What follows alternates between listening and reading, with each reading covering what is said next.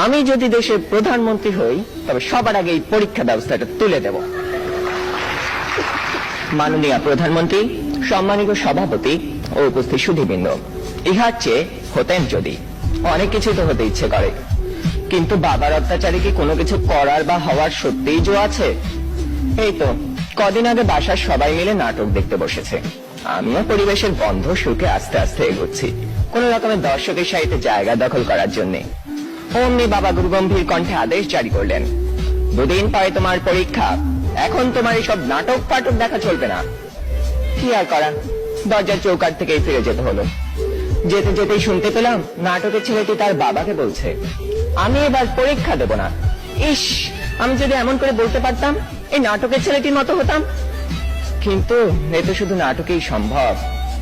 আবার স্কুলের কথাই ধরুন না কেন, সব সময় পরীক্ষা লেগেই আছে। ক্লাস টেস্ট, সাপ্তাহিক, মাসিক, টার্ম, এবং আমাদের স্কুলে আরো একটি পরীক্ষা আছে, পপ টেস্ট।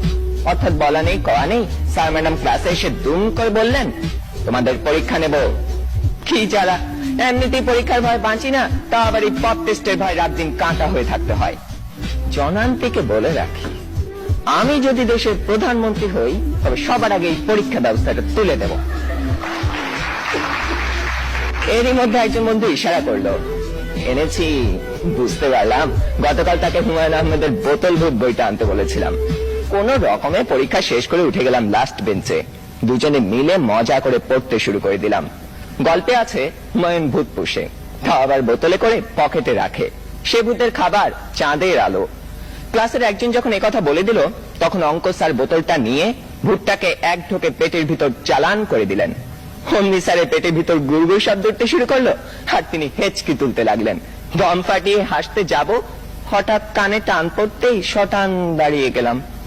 বইটা পড়তে পড়তে টেরই পাইনি কখন ইংরেজি ম্যাডাম চলে গেছেন আর এসেছেন জমদূত প্রায় আমাদের অঙ্ক স্যার। বইটা নিয়ে গেলেন হেড স্যারকে জমা দেবেন বলে। তার মানে আরো এক দফা শাস্তি।